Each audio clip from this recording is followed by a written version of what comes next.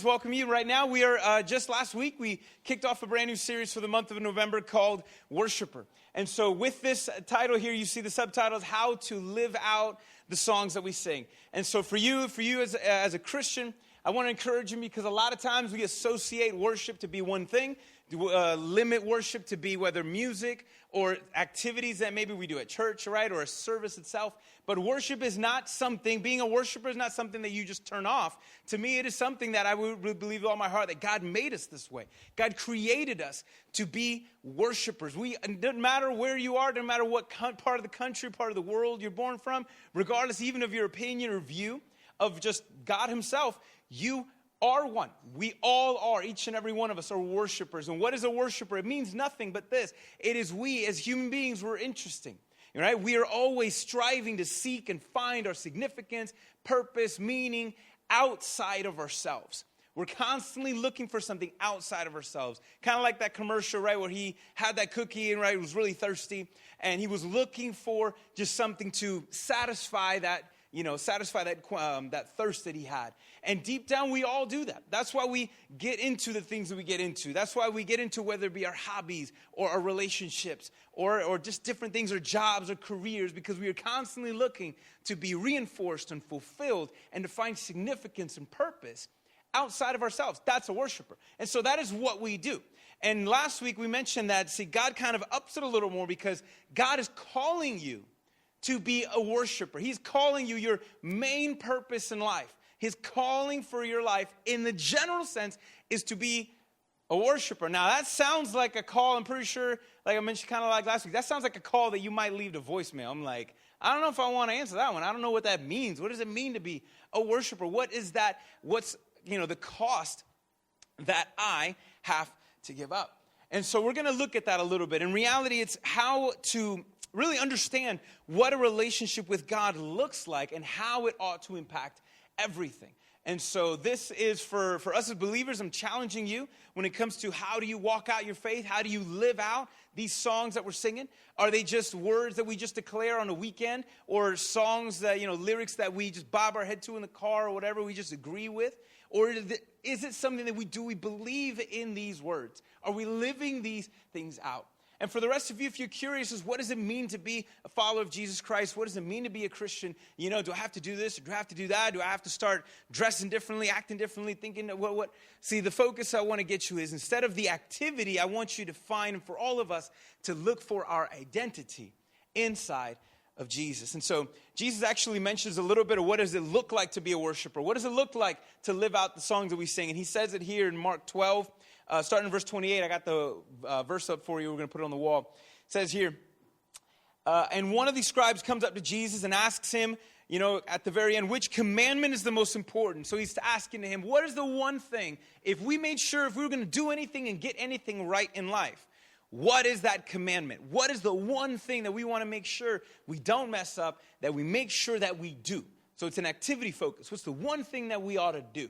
And Jesus answers him simply. He's like, all right, here it is. The most important is this. And he declares and says this statement. He's quoting from Moses, which is a dude, 1500, around this time, maybe 1500 years before. So he's quoting from an Old Testament verse when he says, "Hear, O Israel, the Lord our God, the Lord is one. And you will love the Lord your God with all your heart, with all your soul, with all your mind, and with all your strength. And the second is this, you shall love your neighbor as yourself. And there is no other commandment greater than this." And so for our ability to be able to love our neighbor is a byproduct, is a result, it's a reaction to that first part of learning how to love the Lord your God with all your heart, with all your soul, with all your mind, with all your strength. But before those activities, notice Jesus mentions one very important fact. He says, you have to understand one thing. The one thing you need to do is not nothing that you can necessarily do. It is something that you have to understand. And that there is one God. And this one God, see, interesting, right? There's just one God here. And then what do you got to do? You got to love him. That sounds kind of weird. For some people, it'd be like, it almost sounds like an arranged marriage, right? Like, wait, I'm just, okay, you, that's it, you're done. How do I love this guy? And guys, look, let's not complicate things, right? For those of us, if you've ever been in a relationship, right? How did that relationship start out? How did those emotions start out? There was something that person either did or something that person I don't know, displayed a character trait, a personality. Maybe they were just good looking, whatever it was. But there was something that at first attracted and stirred your heart.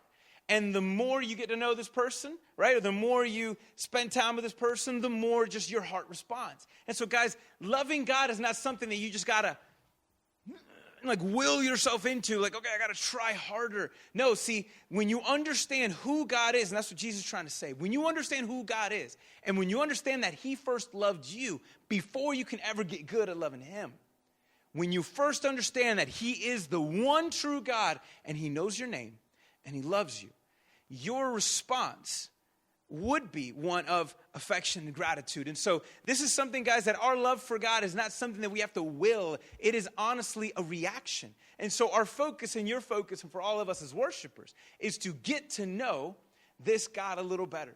And how do we love? And last week we talked about how do you love God with all your heart? How do you do that? Well, we mentioned that, right? It's just really to love God with all your heart is to, in your heart, is to believe. It's to believe in who he is. And that's part of that heart. And then part of the heart also is to surrender. It's kind of this obedience part to it. And we do it all the time, okay? Like I mentioned a little bit before with college football, right? And so if you believe in your heart that your team's going to win, you're going to obey the time that was given for that game, and you're going to sit and you're going to watch it. And you're going to surrender your next 3 hours to this game. Because it's something you believe in. That's a good thing, all right? I'm not saying that's a bad thing. But, you know, whether it be in a movie too, right? I know I had some friends that saw Hacksaw Ridge, the new Mel Gibson movie, right? Heard it was really good.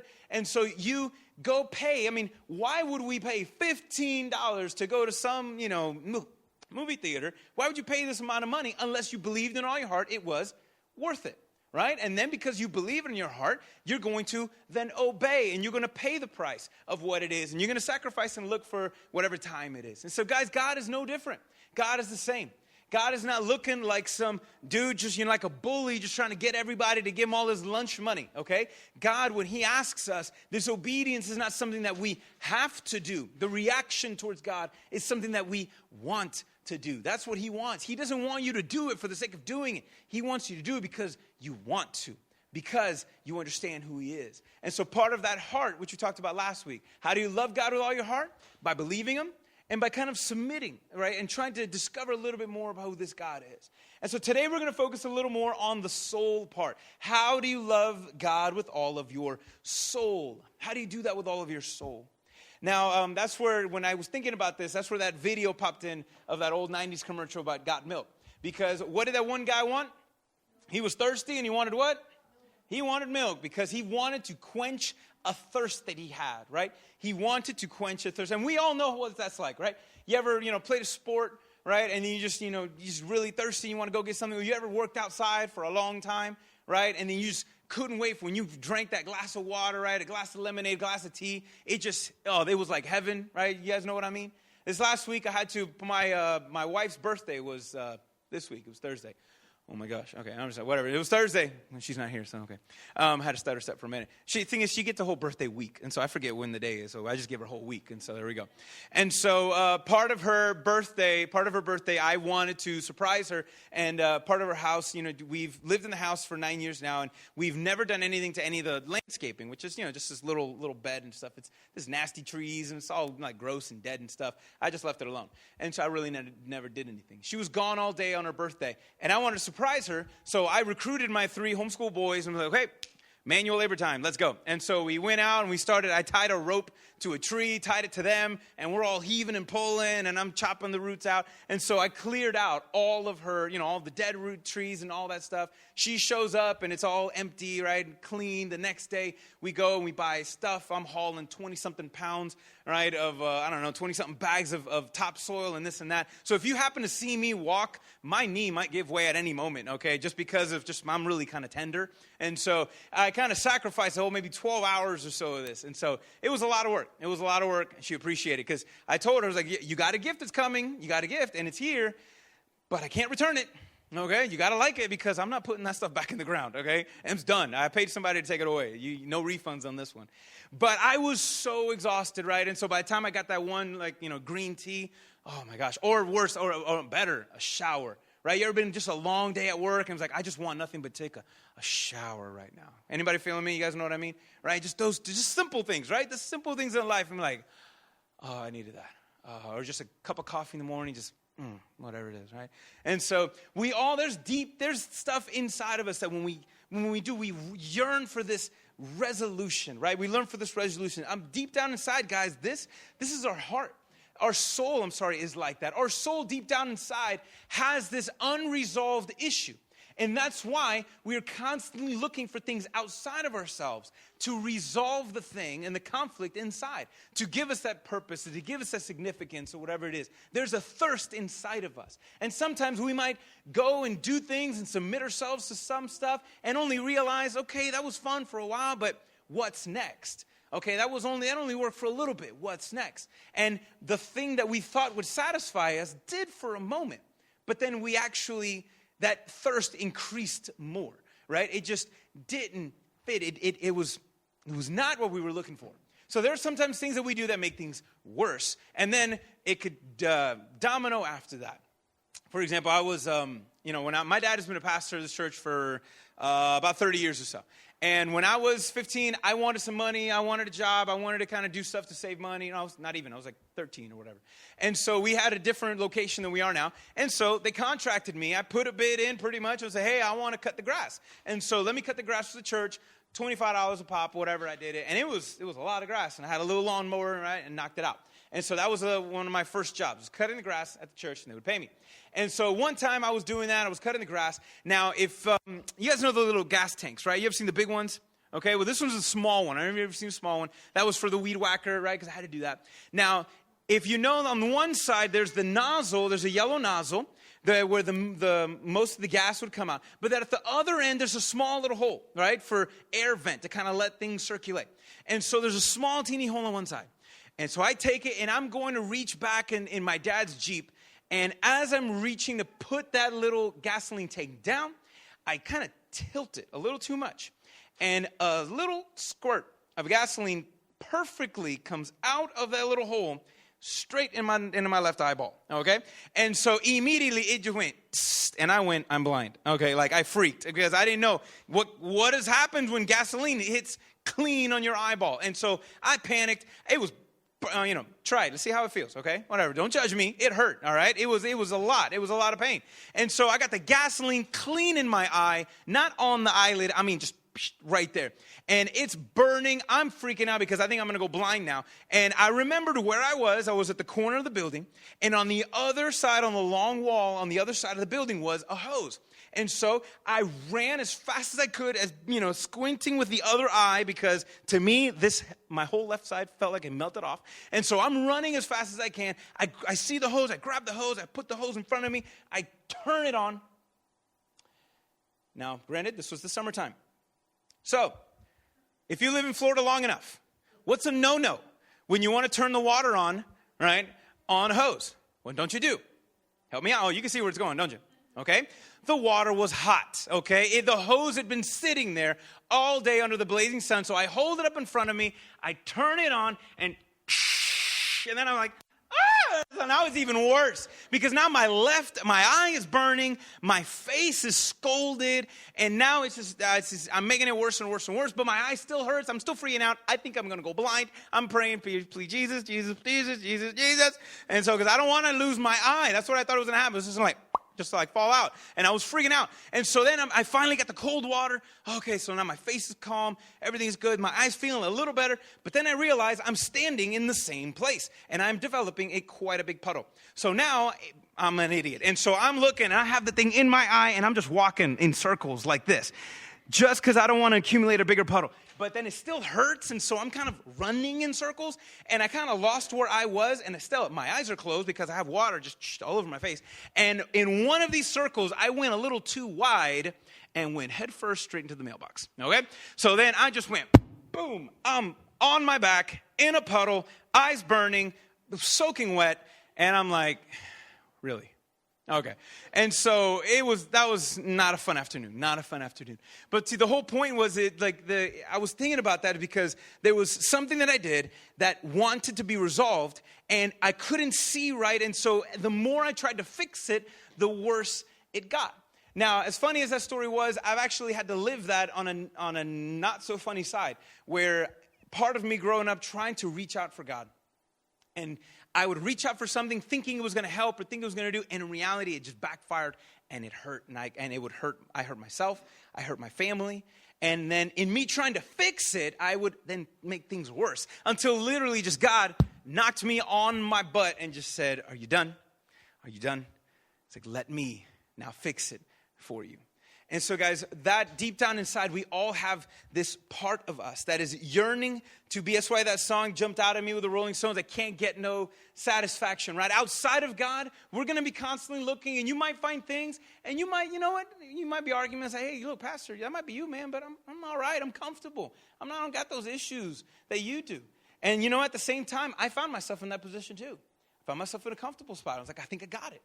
But then God says, "Okay, you got something good, but I got something great. You want to hold on to good, or do you want to experience something even better?"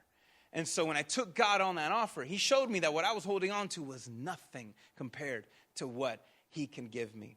And so with that, there's this quote that I wanted to read, which is great.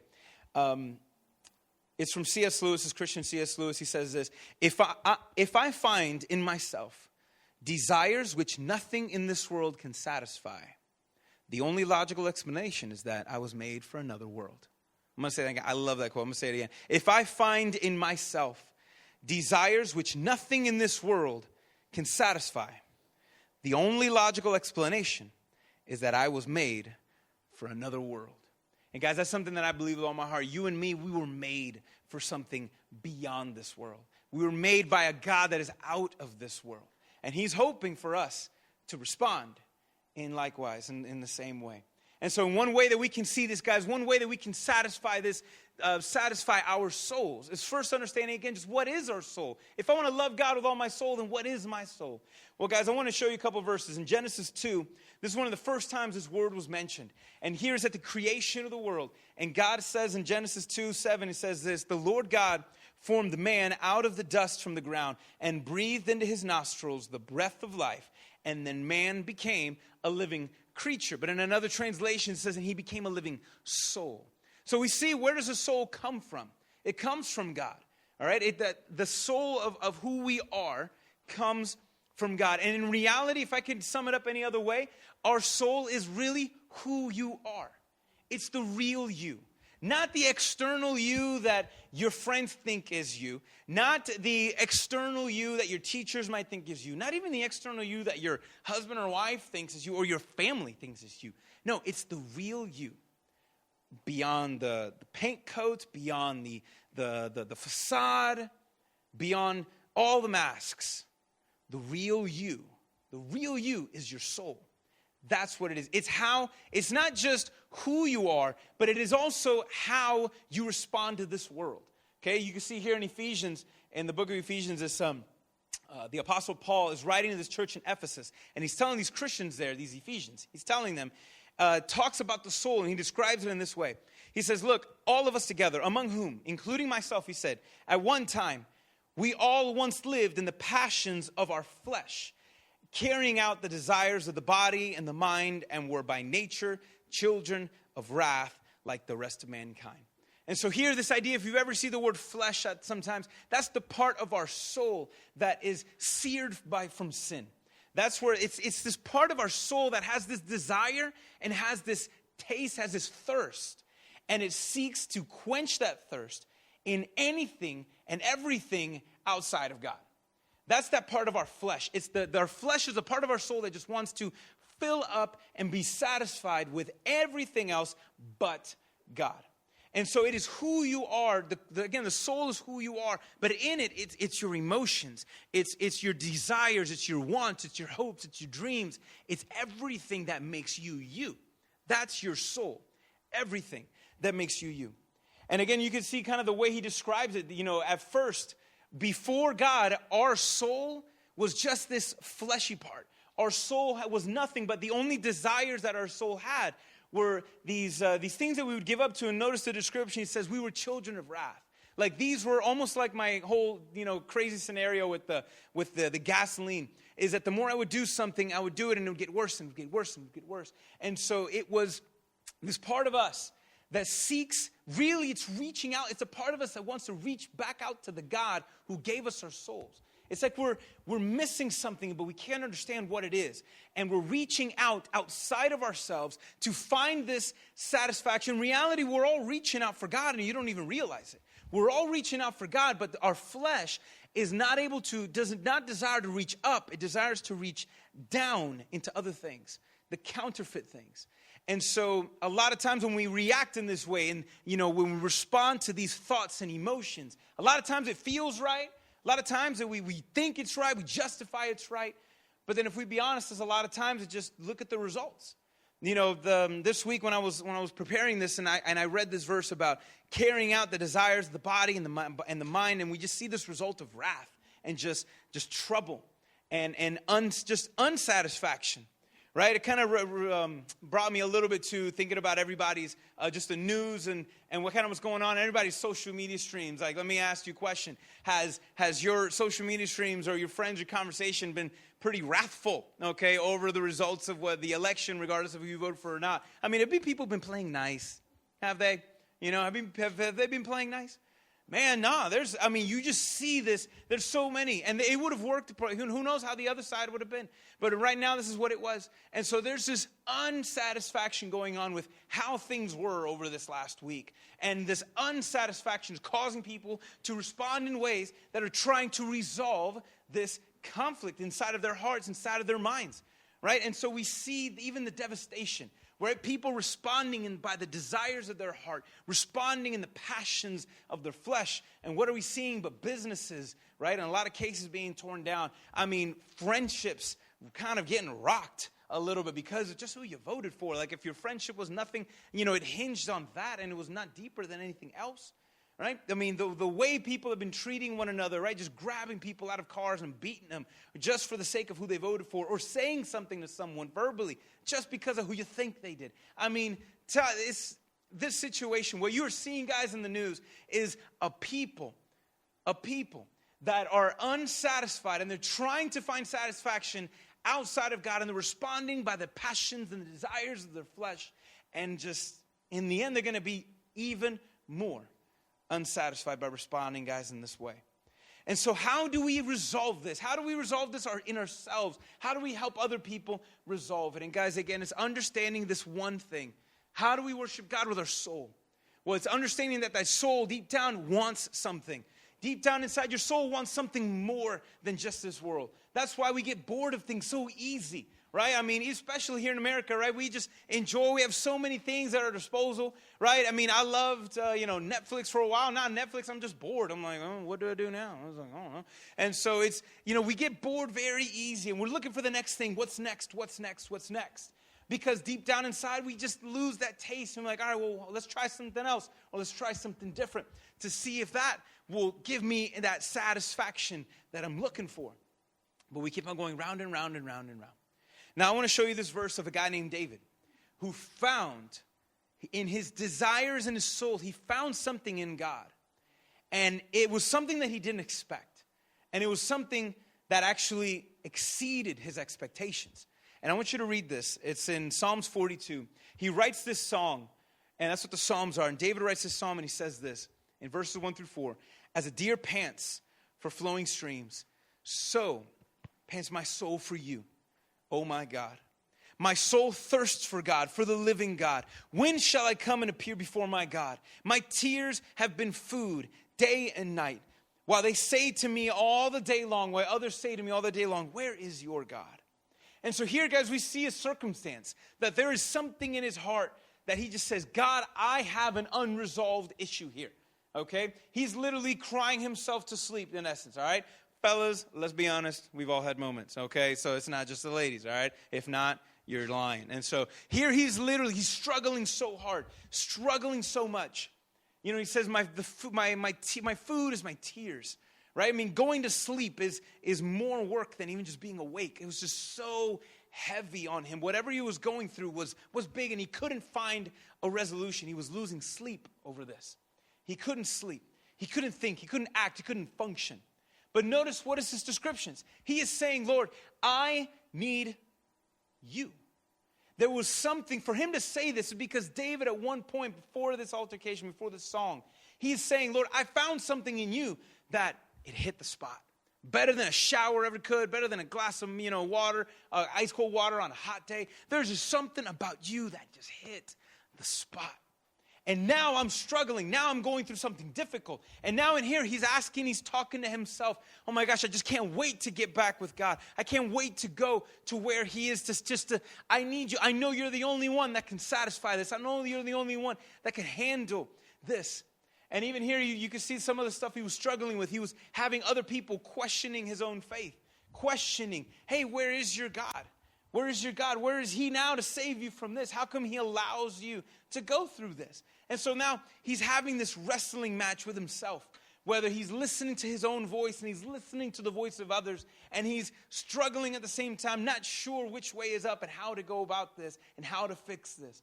And if this other part here in verse 7, he says this interesting description, deep calls to deep.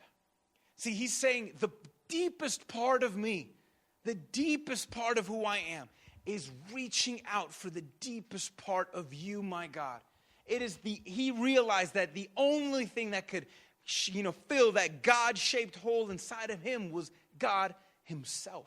And he's saying the deepest part of me is reaching out for the deepest part of you. It's like, I want you and nothing else. He wanted him and nothing else. And then I'll even if you look at this last verse, how he finishes. Look how he finishes this song of his. In verse 11, if you could skip to verse 11, he says this. He starts then asking and talking to himself, and he says, why are you downcast? And notice what he says, O my soul. Why are you downcast, O my soul? And why are you in turmoil within me? Why are you freaking out? Why are you freaking out? And then he encourages himself and says, hope in God, for I shall again praise him, my salvation and my God.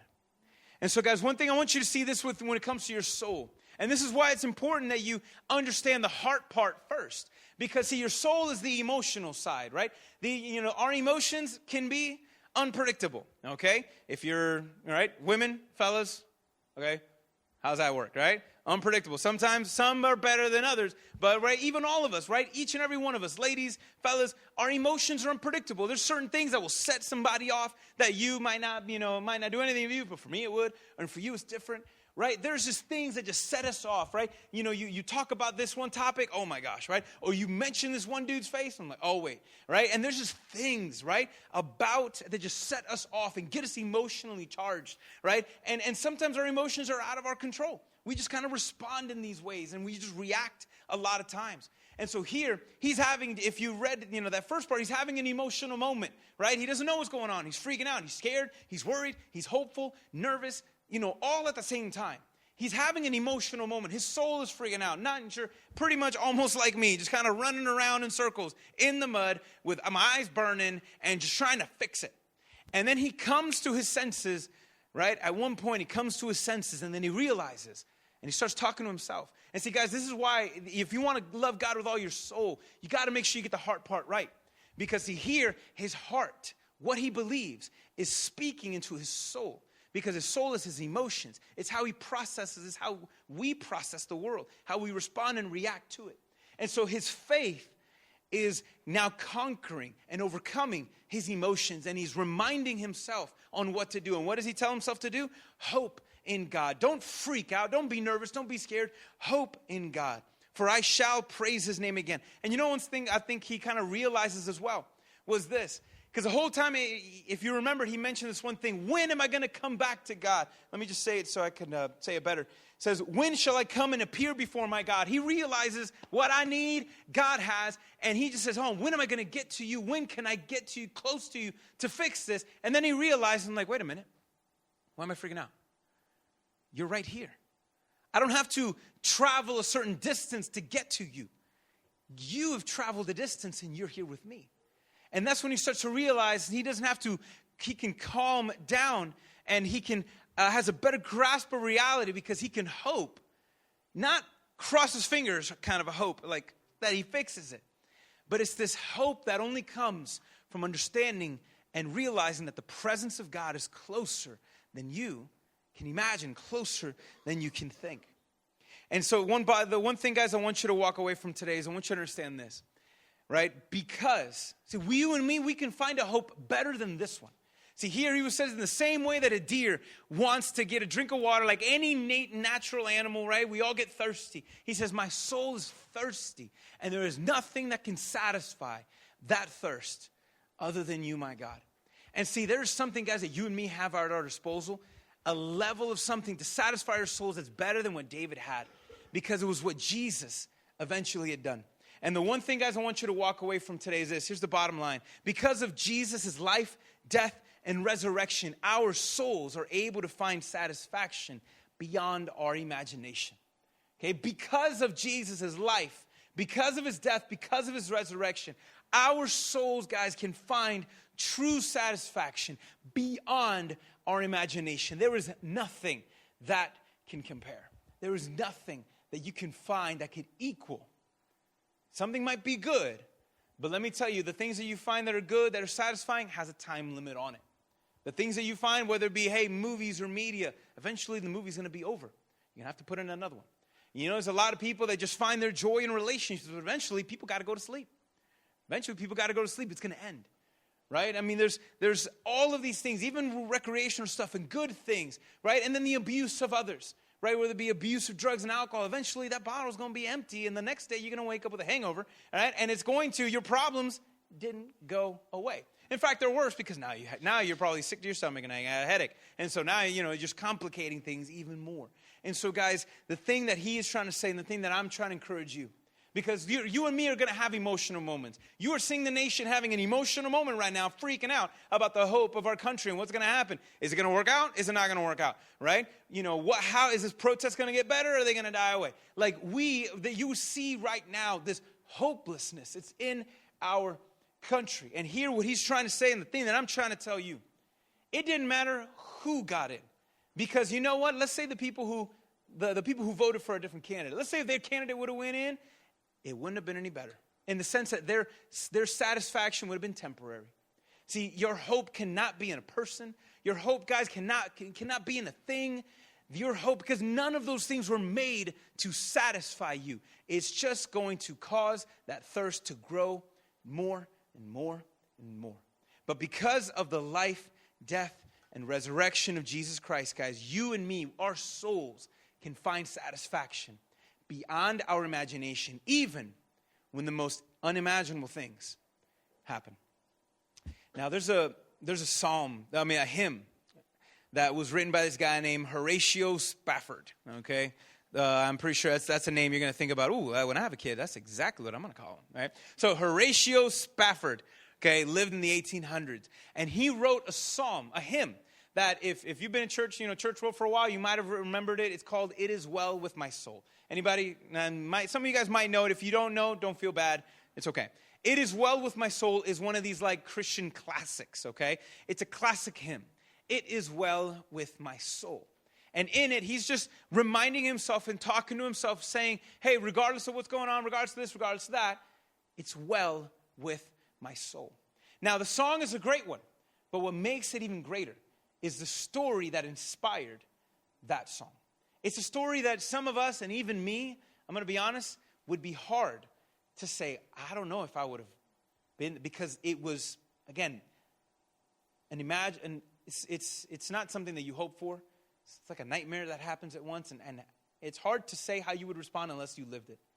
And so, guys, in 1873, Horatio wanted to spend some time with his family. And so they were going to do a European trip. And so Horatio, he goes and he schedules a trip in this boat, right, to go to England. And there, part of this European trip, he wanted to be with these, he heard about this Christian campaign that was going to happen there with this famous songwriter that was going to be there as well. And he wanted part of that experience of them being in Europe to be with these individuals and see what God was going to do there. And but something happened in Chicago, is where they lived. And a business kind of thing came up, and he couldn't cancel the tickets, and so he sent his family along without him. And he made plans 2 days later to follow them and to follow up with them. And so as his wife and his 4 daughters get into a boat, they go off and they set sail. And within a day or so, a couple of days, on November 22nd, all right, which is very close, in a couple of weeks, right, in a week or so. On November 22nd, their ship collided with another ship. And the boat, the ship that had Horatio's wife and his 4 daughters, sunk in 12 minutes. All right, it happened faster than anybody could respond and react. And so the Horatio hears about the news. And a few days later, his wife actually makes it to the shore of Wales over by England. And she sends only one piece of information. Horatio doesn't know anything other than the ship that carrying his family had been sunk. And he was waiting to find news. And he finally gets word from his wife. And I'm pretty sure he got excited when he heard, oh my gosh, my wife made it.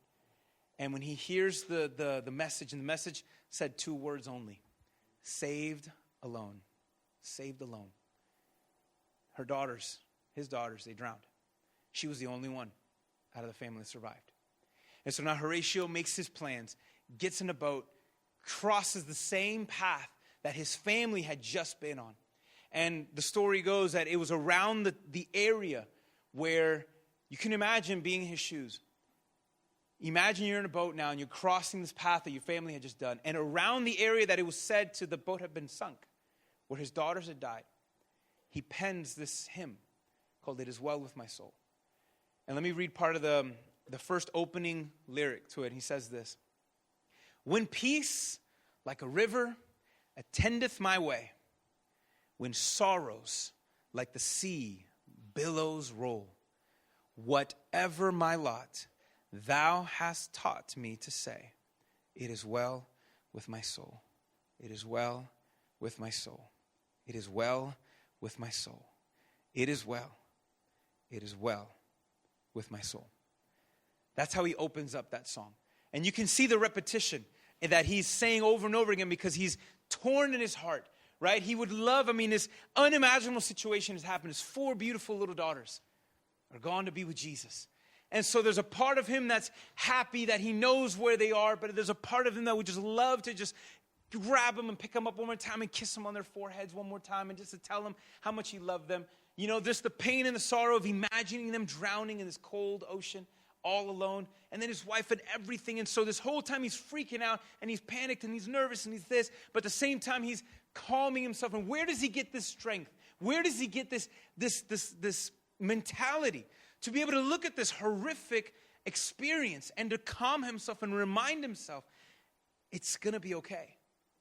It's going to be okay. Where does he get that?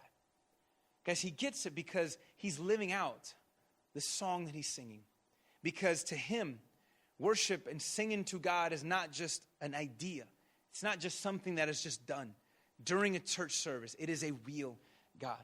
And when you read the rest of the lyric, when you read the rest of the hymn, you see a little bit there that he struggled inside of himself. He realizes that, this thirst inside of him. There's still a thirst that's left unquenched. Like he just can't wait for God to come and to fix all things and to set all things back. When he comes and returns and just really satisfies the quench, the thirst that this world is desiring and that we all are. But in the meantime, he says, and until then, Lord, that happens, I will constantly remember and constantly remind myself, it is well with my soul. It's going to be okay. It's going to be okay. And again, guys, the only reason why he can say that is because he realized that the life and the death and resurrection of Jesus Christ brought a level of satisfaction to his life that was beyond his imagination. And it's what he needed when the unimaginable happened. And so, guys, with one thing I want to encourage you with this as we wrap up and we leave. And we're going to end today by taking communion and taking some moments to reflect and to worship God and to give him our time and our attention is this. Again, it doesn't matter, guys, if you believe in half the stuff that I said or not. But one thing that's guaranteed that I know without a shadow of a doubt is that your soul is going to be seeking out for something. Whether it be significance, whether it be, maybe you're getting it from your friends, maybe you're getting it from your family, maybe you're getting it from loved ones, maybe you're getting it from your career, maybe you're not getting it from your job and you're considering a different career choice, right? From whatever it is, we all have this thirst inside of us that is designed to be quenched outside of ourselves. And we will continue to fill up on things that will leave us emptier when we first started until you get to this place. And how do you worship God with all your soul? Guys, it's by allowing your soul to be satisfied in him. Realizing that he is the thing that we're reaching out for. He is the thing that we're looking for. It is realizing that there is nothing else more valuable, more important than my God. It's to love my God with my emotions. To love God with everything, with who I am. That is how you love God with all of your soul. But see, there's good news here, guys, because I told you before, your emotions, how predictable are your emotions? How predictable are your emotions? Right? Jesus himself said, how do you love God? What's the one thing you need to do? Love the Lord with all of your heart. That means believe 100% in your heart and obey 100%. And to love God with all of your soul, which means to submit all of your emotions, 100% of your emotions, 100% of your desires, that all of your desires is for more of God, and that all of your emotions are in line with God. Guys, how probable is it that you can do that 100% of the time? It's not. It's not. Can you love God with all of your heart and promise him that you'll believe 100% and never have one doubt ever? No. Can you say that, God, I can love you with all my heart and obey everything 100% and never mess up anymore? No. I can love you with all of my emotions, and all of my emotions will always be good ones, and I'll never get upset, never get frustrated, and I'll tell somebody off in my mind, all right, or whatever it is, verbally, externally. I'll never do that. I'll never overreact again. I'll never be jealous. How probable is that? It's not. See, guys, Jesus knew. He said, you know what? You want to love God? You want to be a worshiper? You love God with all of yourself, 100% all the time, every time. And see, Jesus, in saying that beautiful statement, also condemns all of us because we can't 100% of the time. And because we can't is why we needed a Savior. It's why he says, that's why I'm here. I'm here because you need me. I'm here because you are trying to search and reach out for something you can't reach. You can't get to on your own. So let me come and bring it to you. And you know, Jesus said in John 4:14, he says this, whoever drinks of the water that I will give him will never be thirsty again. Jesus says, when you come and when you taste what I have, when you find and discover what I can give you, you realize that there's nothing else that can satisfy this world. There is nothing else that can compare. And so, and I'll end it with this. John Piper is this pastor. He says this. God is most glorified when we are most satisfied in him. To realize that who he is all we need. And our level of significance and worth and purpose and joy is all in him. And the good news, guys, about all of that is that regardless if the job that we have is the dream job or not, regardless if your marriage is your dream relationship or not, regardless of your situation and circumstance is your dream situation or it's a nightmare, regardless of what it is, our world is constantly changing, constantly in flux. It's unpredictable. But the one thing we were singing about earlier today, the one thing that I'm declaring and telling you today is that God is predictable, and he's constant, and his love for you is the one thing that you and me are looking for, and that we've continually left unsatisfied, reaching for other things. But he says, look, I know you can't reach it, so he came on the cross to offer it to us. And so, guys, when you realize that Jesus' life, death, and resurrection can satisfy your soul in a way that's beyond your imagination, you'll never be the same again. And the only reason I can tell you that, guys, is because I lived it. I thought this whole Christian life was just kind of getting it right on the outside. I mean, I was a pastor's kid, so I knew all the answers. I knew how to walk. I knew how to talk. I knew how to do all of that. But see, all the walking and the talking and the visiting and going to church 3-4 times, reading the Bible every single day, all of those activities were not enough because I was trying to do things for God. I was trying to do things thinking about God. I was trying to do things for him instead of doing it with him. And guys, when I stepped and when I realized that was the game changer for me. And it's going to be the game changer for you.